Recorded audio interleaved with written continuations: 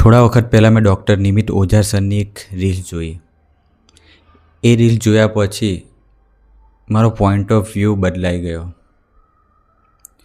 એમાં એમણે કહ્યું હતું કે જો તમે કોઈને પ્રેમ કરો છો, તમે કોઈને દિલથી પ્રેમ કરો છો અને તે વ્યક્તિ તમને મળતું નથી, એ વ્યક્તિ તમારા પ્રેમને ઠુકરાવી દે છે, તમને રિજેક્ટ કરે છે, તો તમને એવું લાગે છે કે તમારો પ્રેમ વેડફાઈ ગયો, તમારો પ્રેમ કોઈના પર વેસ્ટ થઈ ગયો.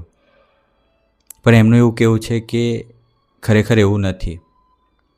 તમે કોઈના પાછળ કંઈ ખર્ચો છો, તમે કોઈના પાછળ કંઈ ખર્ચો છો, પછી પ્રેમ હોય કે ગમે તે હોય, ચાલો સમજી લો કે પ્રેમ છે, તો એ વેસ્ટ નથી જતો.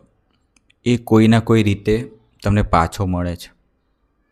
ભલે તમે જે વ્યક્તિને પ્રેમ કરો છો એ તમને રિજેક્ટ કરે છે, પણ કુદરત કોઈ બીજી વ્યક્તિના થ્રુ એ પ્રેમ તમને પાછો આપે છે. તમે રિટર્ન થિયરી વિશે તો સાંભળ્યું જ હશે.